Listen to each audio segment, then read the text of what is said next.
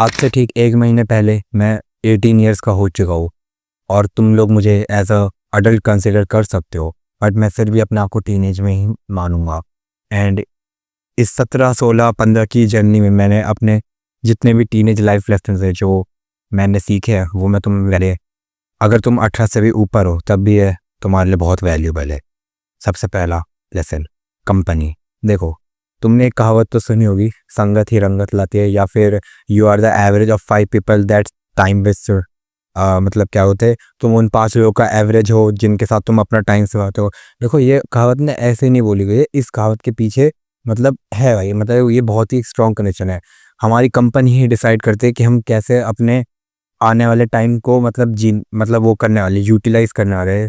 चलो for example मान लेते हैं कि तुम्हारी, चलो एक बंदा है, ठीक है, एक पर्सन है, उसकी कंपनी है कि उसके जितने भी फ्रेंड्स हैं वो सब के सब एक बिजनेस बिल्ड करना चाहते हैं, मतलब सब बड़े सपने देखना चाहते हैं और मतलब सब एज अ बहुत ही नॉलेज की बातें करते हैं आपस में, ठीक है, कोई भी ऐसी आटू झाटू बातें नहीं करते।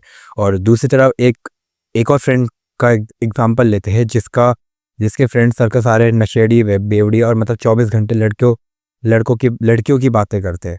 तो तुम्हारे क्या चांसेस लगते हैं, जो वो होगा वो पर्सन ए और पर्सन बी, उन लोगों के ग्रुप सर्कल्स में कौन, मतलब क्या लगता है कौन सक्सेसफुल होगा? तो बस यही है यार, मतलब सीन सपाटा ही ऐसा ही है कि मतलब तुम्हारी कंपनी ही डिसाइड करती है कि तुम कैसे इन फ्यूचर बड़े, मतलब इन फ्यूचर तुम कैसे अपने आप को वो कर पाओगे जो अच्छे तरीके से।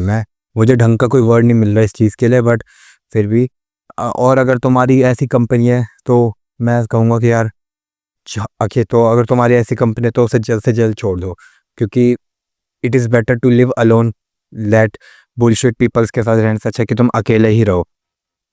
मैंने एक पहला लाइफ लेसन में जो मैंने अपने टीनेज में सीखा था। मुझे आज भी याद है, मेरी पूरी 6 साल की दोस्ती टूट गई थी। मेरे जितने भी दोस्त थे उन सबसे, जो मतलब अजीब ही संगत में थे, उनमें वो एकदम लो टिक पीपल थे, उनसे मेरी अब तारियाँ वो छूट गई है। एंड या दैट्स इट।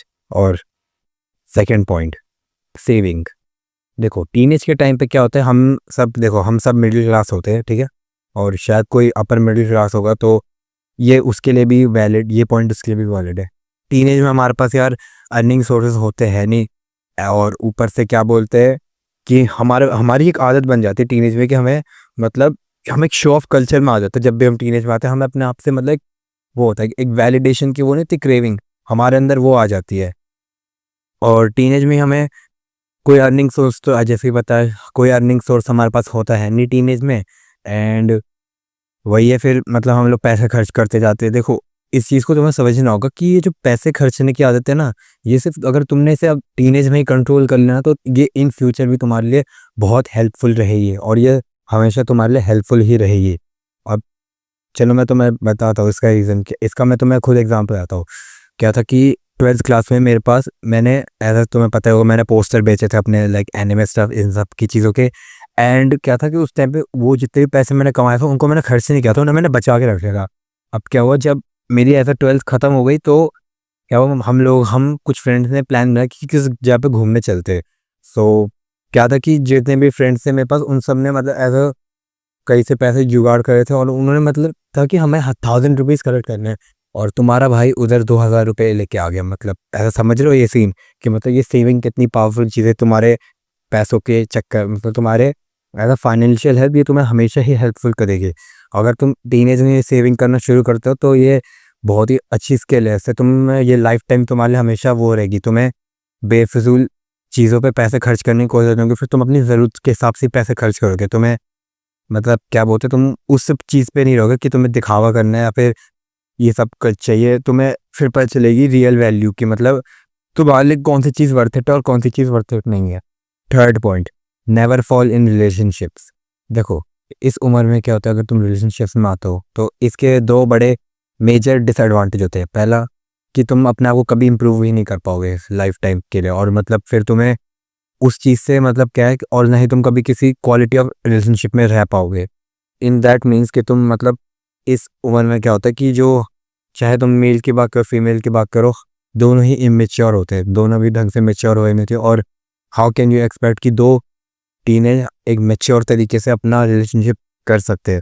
तो इस चीज़ के मैं रिलेशनशिप्स के अगेंस्ट नहीं हूँ, बट टीनेज में इस अगर हम अपने आप को ज़्यादा इम्प्रूव करें, हम और भी अपने आप को इम्प्रूव करें, अपने आप सोशल स्किल्स को सीखें, हम एक फेमिनिटी, मैस्कुलिनिटी, इन सब चीज़ों को लर्न करें, तो हम इन फ्यूचर और अच्छे रिलेशनशिप्स बना सकते हैं in quality, in terms of qualityness. So मैं कभी ऐसा इंटेंस नहीं हूँ, बट मैं फिर भी स्टिल ये मेरी एक एडवाइस होगी कि इस उम्र में अभी क्या बोलते हैं, रिलेशनशिप्स में मत ही आना। Fourth point, health. मैं अपनी लाइफ में ऑलमोस्ट हर एक बीमारी से सफ़र किया हूँ अपनी लाइफ में। टाइफाइड, जॉन्डिस, डायरिया और खासकर स्पेशली गट हेल्थ से तो मुझे बहुत ही ज़्यादा नाश्ता है। गैस, ब्लोटिंग, कॉन्स्टिपेशन और इवन मुझे पाइल्स भी हो रखा है। और मैं सच कहूँ, अगर तुम इसी उम्र में अपनी हेल्थ का ध्यान रख दो तो हर चीज़ के लिए बेटर है। तुम्हारी एफिशिएंसी बढ़ेगी, तुम बहुत ही ज़्यादा प्रोडक्टिव बनोगे। क्योंकि देखो, इस चीज़ को ऐसे निकालता कि हेल्थ इज़ वेल्थ, ये एक बहुत ही डीप मीनिंग बात है इस चीज़ को लेकर कि तुम्हारी हेल्थ तुम्हारी असली दौलत है। और ये सच है कि तुम्हारी जब तक तुम अच्छे तरीके से तुम्हारी बॉडी, तुम उतना अच्छे तरीके से काम कर पाओगे ज़िंदगी में।